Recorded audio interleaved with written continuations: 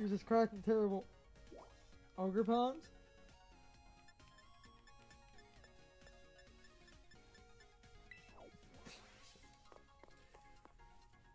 Because it's the perfect time for terrible ogre puns. Yes.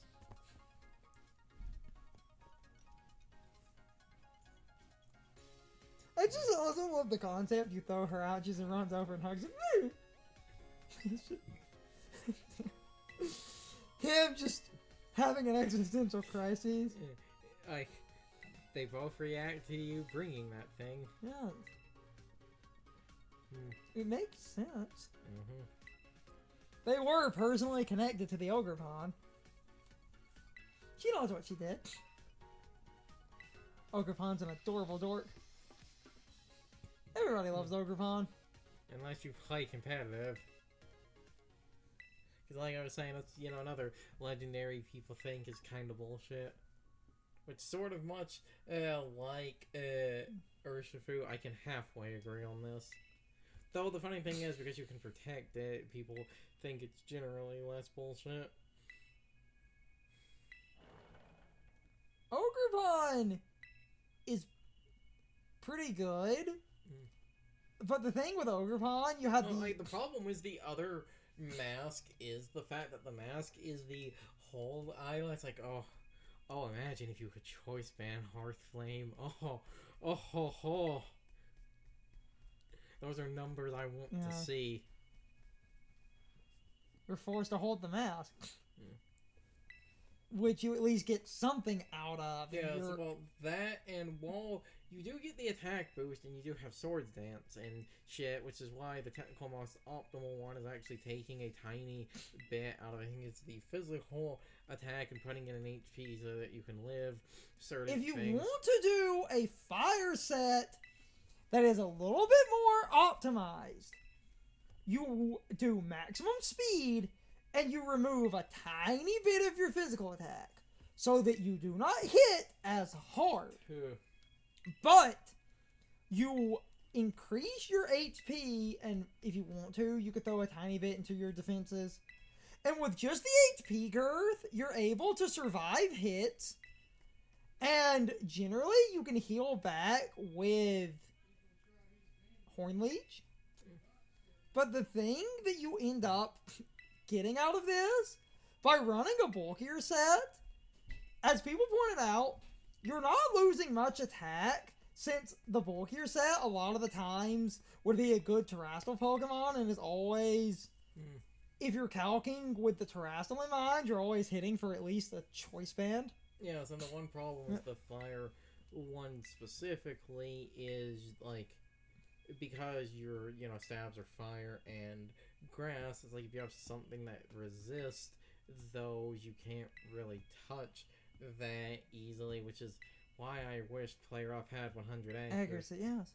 Because, like, fire, grass, fairy, and ground, I believe, those 4 moves can hit pretty much anything in the game. For neutral. Yeah. So there's no combination that could resist all 4 of those.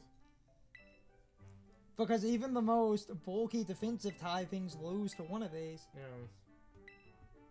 This is why I wish you had a good physical fairy move, because if you did, I would put that on the set. That's the only reason I have Stomping Tantrum on that thing, is so it can hit fire types. That, and like I said before, I want to do the funny of, because you lose Mold Breaker when you Terrastal.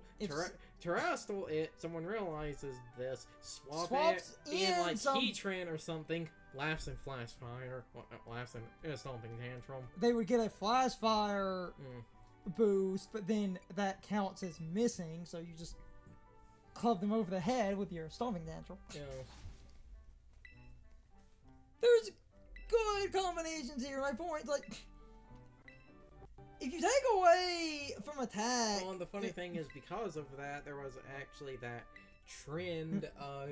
Now, the fire one, especially because of, you know, using sun to farther boost its damage, the fire one is, you know, still stupid and still a big attacker, but the one everyone laughed at the rock one, because you have sturdy as your ability, that's basically a built-in focus sash, so people will basically set up a like swords dance, let themselves drop to sturdy, and then just start sweeping through everything with Ivy Cudgel, because the rock type Ivy Cudgel is far harder to resist, because not a lot resist rock.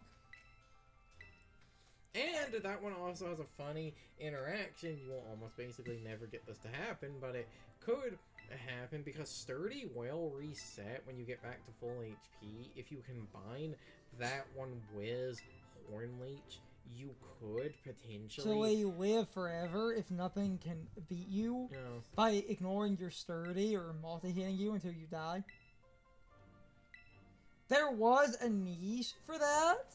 Well, and the other thing was that even if you can't get back up to full HP for sturdy, if you could get back up to like half or something, you know, you get a good amount of HP, and then once you get a good amount of HP, you terrestrial into rock and get the defense boost. And now that you're pure rock with the defense boost, you certain things can live. Again, you could be harder to take down. You can live certain hits.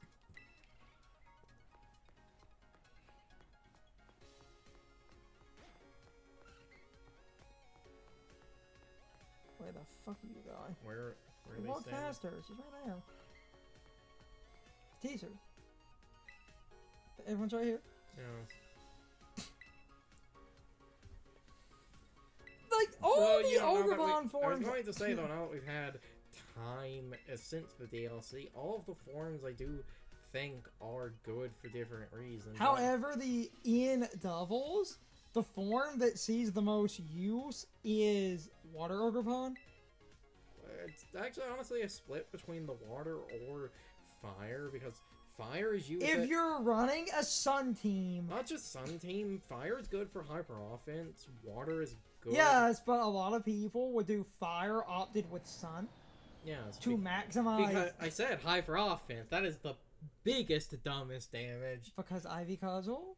The water one is more of a defensive role because they gave Imagine if that thing got Solar Blade. Whew. Whew. Because they gave Ogremon.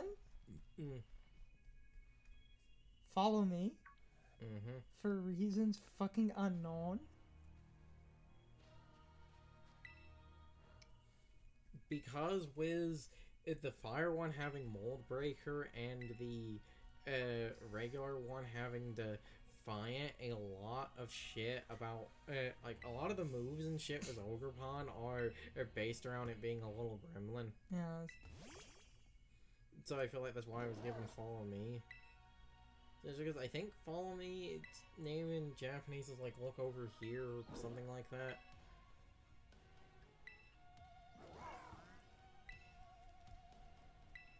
So because of that, sorry, you get one. What do you mean even deeper? Damn it, Brent. I was gonna crack a joke with her. Damn it. Oh, I'm laughing too much. Well, kids, we're here. Mama will see you at the bottom. Wait, what? She just backflips off the railing. And they just watch as she disappears into the bottom. Like, oh, see, you at the bottom, what? She throws out, like, a big fighting type, like, Hariyama, throw me, just grabs, and just yeets her into I just like the idea of her without Pokemon's help, just, Mama, we'll see y'all at the bottom. Wait, what? What I was going to say, well, like, water and fire, you know, for the, like, fire being a hyper offense, and water being good in support because of Follow... wait, I see shinies. Because of Follow Me, letting it pull a bunch of water moves and, you know, pull, like, Amoonguss Spore and stuff to it, because it's not using a powder move to redirect. It was useful, but there was that, like, recently, there was that tournament where a guy who... It was either the person who won the tournament or placed really high... did so was a regular Ogrepon. Yes. They did so as the basic grass one. Because what they did, due to Ivy Cudgel having that higher crit rate, they made a crit paired set. Yeah, they paired it with a Razor Claw. I know. And because, you know, VGC and, like, intimidate and shit is everywhere. They like You could get a decent idea going with a crit set. And having an immunity to intimidate in a sort of unconventional way, because it's always going to net you at least +1 attack, is okay. The grass ogre pond is not bad. It's just the water one was being used as a support role a lot, and fire was being seen for angry hyper offense because you get hurt. The other good thing was the water. Like the other good thing was the water one is that it also, before you terrestrial, it's a decent Dondozo sort of counter because you can pull the water moves. You're not going to take any damage from those, and earthquake. If you maintain your grass typing, you will also resist. Yeah. It was that for defensive play, and fire is just you Unga their Vanga. The biggest Unga Vanga. That's what she does. Yes. She just hits really hard. Clubs people over the head. With this Ivy cudgel. She bonk. Like, people made a joke, because people always, Tinkaton, she bonk, but then someone was like, Tinkaton walked so Ogrefon could run. The real bonkening. No, Skull Villain walked so Ogrepon could run.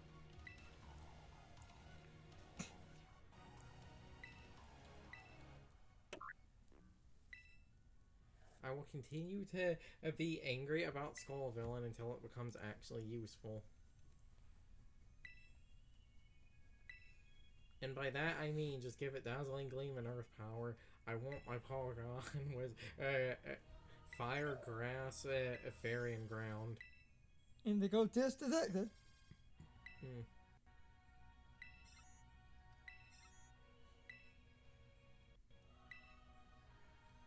Yeah, because of being a data this thing, I made the zero joke there, but honestly in Violet, because of the Violet Polygon being the future paradoxes, I think the zero joke would be more fitting.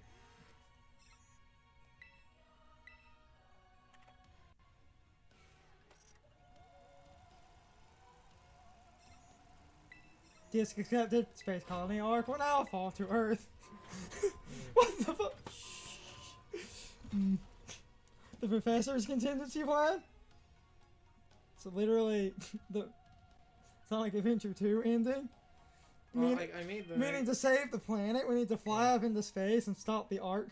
I made the Mega Man Zero joke, but remember, the ending of Zero 4 is Dr. Weil trying to crash the Ragnarok space colony into the planet, so the joke fits there as well.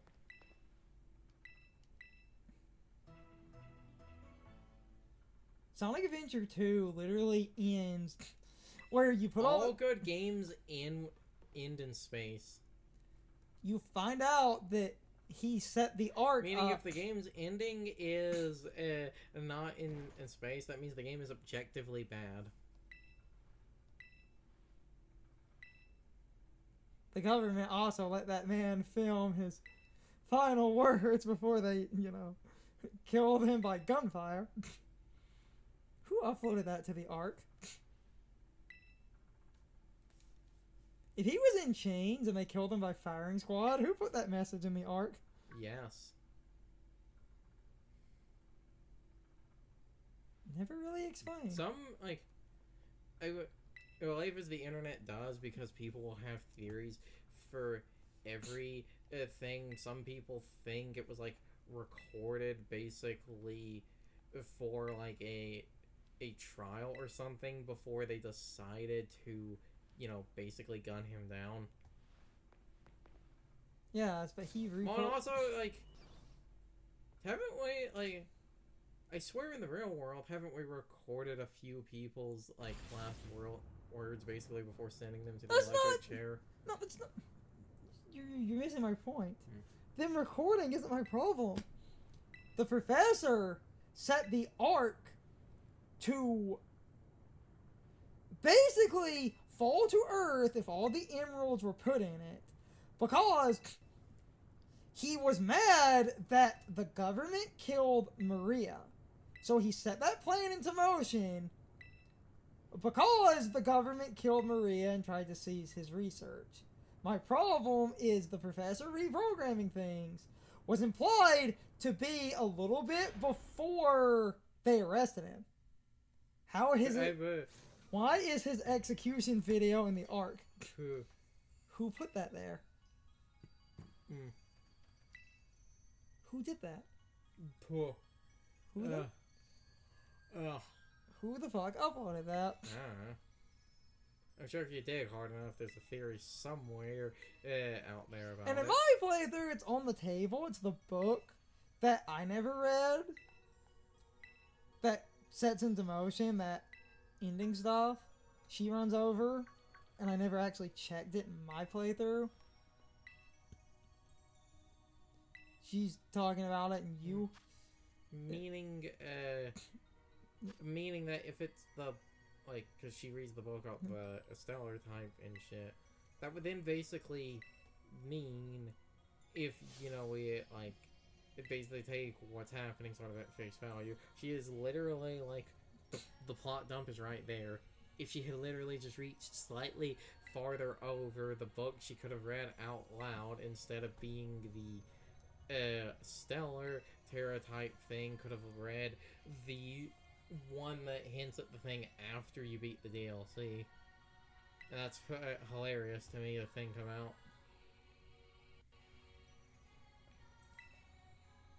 Especially because if it is this one, that means in context it's literally sitting there open. A journal entry, it's that. While investigating the hidden treasure, I found myself suddenly transported to a great height near a lake that smelled of sulfur based on the temperature and humidity I believe to have been the it to have been the eastern lands I've read about before, and there a child gave me a white volume. There you go.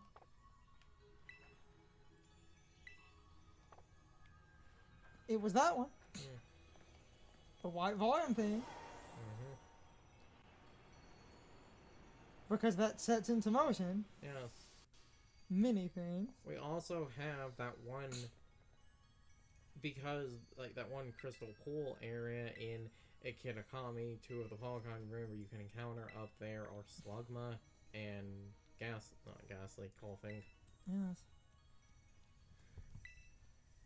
So, I wonder if that will become relevant.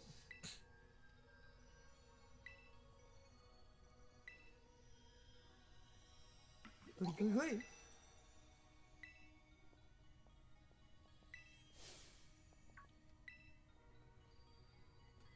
Something really interesting was a bunch of old leaks and shit. I don't know if I ever brought this but they're like, when someone that wasn't cool leaked a bunch of screenshots from in development builds. One of the screenshots was Glamora, but because it was a new Polygon, no one could tell what the fuck this thing was.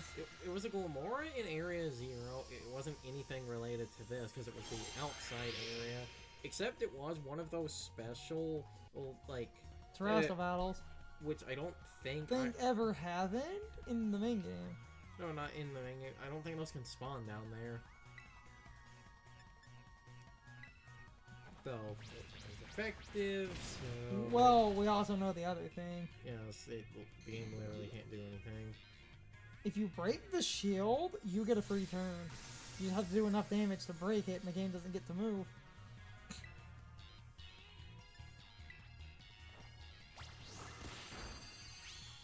And then just do that to trying to diversify my PP. Giggity. And because of no one knowing what the fuck a Glamora is, because it was a new Polygon, and the screenshot being so blurry, remember when people thought it kind of looked like Lilligant? No.